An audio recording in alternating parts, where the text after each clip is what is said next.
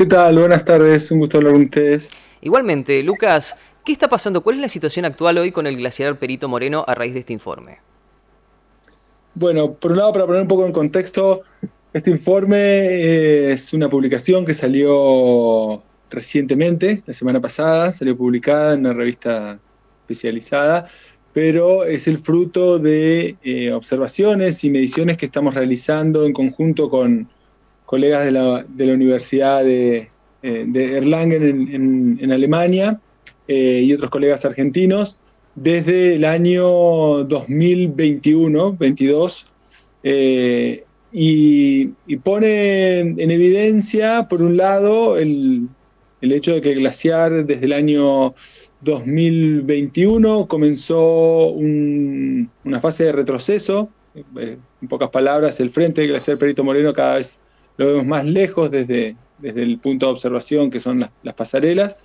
Pero sobre todo lo que presenta el estudio es información de cómo es la topografía en la base del glaciar Perito Moreno, lo que nos permitió en esta publicación hacer consideraciones sobre qué puede llegar a pasar con el Perito Moreno en el futuro.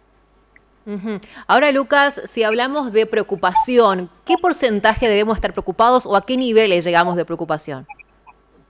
Nosotros tenemos que estar muy, pero muy preocupados por lo que está sucediendo a escala global con el cambio climático. Lo que sucede ahora en el Perito Moreno es una evidencia más de la crisis climática que estamos atravesando a escala global y que tiene fuertes implicancias para nosotros y para el resto del mundo. Hace un par de meses la noticia era las tormentas y cómo repercutieron esas tormentas en Bahía Blanca. Hoy en día es que justamente uno de los emblemas de nuestros parques naturales o parques nacionales, que es el glaciar Perito Moreno, está en retroceso.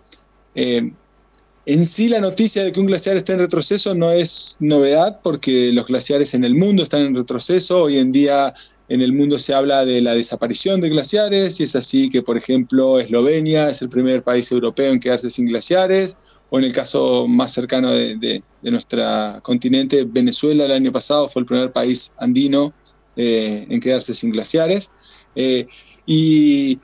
Y en el caso puntual del Perito Moreno, la preocupación está justamente en que este glaciar estuvo estable durante más de 80 años y ahora está en retroceso, y lamentablemente los datos que tenemos nosotros lo que nos muestran es que el retroceso del glaciar es irreversible, justamente porque el cambio climático no va a permitir que el glaciar vuelva a recuperarse al estado en que lo conocíamos antes. ¿Y también se va a seguir desgastando de esta manera, Lucas?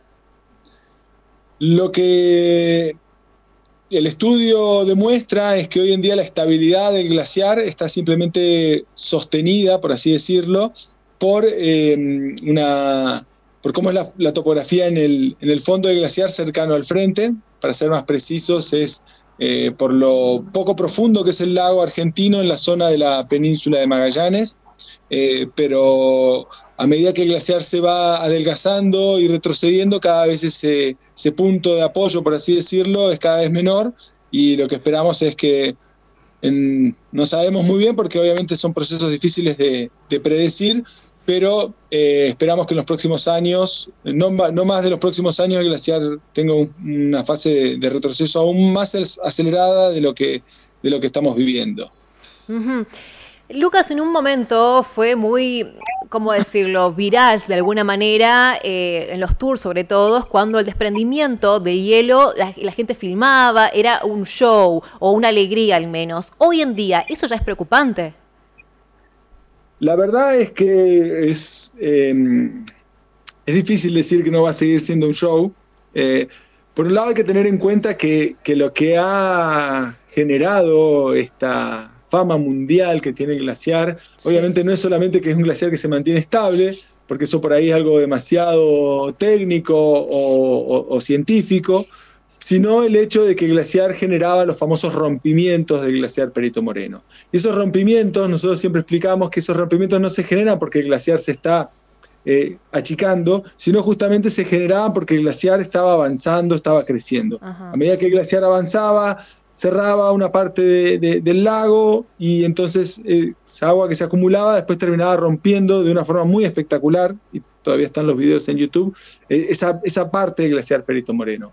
Hoy en día eso no sucede y lo que vemos es que se están desprendiendo grandes fragmentos del glaciar Perito Moreno, y estos grandes fragmentos también son muy espectaculares y realmente los videos que circulan son maravillosos desde el punto de vista de la admiración que uno le genera semejante fuerza de la naturaleza, pero se producen por el efecto completamente contrario y es producto de que el glaciar está en retroceso. Y como sabemos que es un glaciar muy visitado, es esperable que vayan a ver mucho más de estos videos y que incluso algunos de los videos que todavía no se han filmado sean incluso más espectaculares de los que ya se filmaron, ¿no? Lucas, siendo extremadamente pesimista, de continuar con este avance o de incrementarse, ¿cuál es el riesgo para el medio ambiente y también para el ser humano? En el caso del glaciar Perito Moreno, el principal riesgo puede estar en que deje de ser un atractivo turístico tan formidable como lo es hoy en día. Yo siempre digo lo mismo, incluso si el glaciar nosotros esperamos que retroceda y encuentre un nuevo punto de equilibrio donde el flujo vuelva a estar contenido parcialmente. El primer punto de equilibrio, según la morfología del lecho del glaciar, es apenas algunos kilómetros de la posición actual. Entonces, cuando llegue a ese nuevo punto de equilibrio, el glaciar igual va a seguir siendo extremadamente grande, pero no se va a ver tan espectacularmente como es ahora. Y por ahí algo más circunstancial, podemos decir, es que mientras se generan estas fases de retroceso rápido del glaciar, es esperable que haya una gran cantidad de témpanos en la zona y que pueda tener alguna consecuencia en la navegación, en el sentido más de decir, bueno, ya no se va a poder navegar tan cerca del frente del glaciar. Las consecuencias a largo plazo y sobre todo a nivel más regional, no solo del glaciar Perito Moreno, es que lo que esperamos es que también haya una consecuencia en el caudal de los ríos. Y en ese sentido hay que tener en cuenta que justamente no es por ahí la región patagónica, la región donde más vamos a sufrir la escasez de recursos hídricos, sino son en otras regiones de los Andes, donde también los glaciares funcionan como reserva y por ahí fuente de agua, sobre todo para los periodos de sequía, como puede ser la región de Cuyo en nuestro país. Esas son las regiones perdón, esa es una región que ya está sufriendo fuertemente el déficit hídrico y que el retroceso y la pérdida de glaciares va a hacer que estas crisis hídricas sean aún más severas. Muy preocupante lo que estás desarrollando, Lucas, y en este contexto me imagino que también hay que hacer mucho hincapié o énfasis en las políticas ambientales, me parece.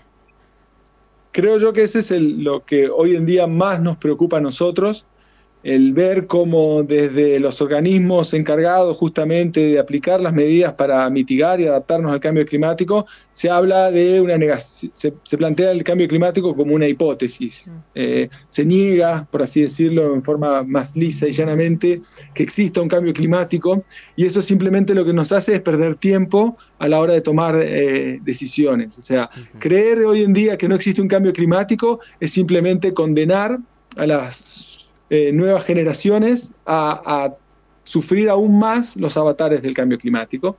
Y es así que por ahí, sobre todo no tener políticas organizadas y coordinadas, por así decirlo, desde el gobierno nacional, es lamentable.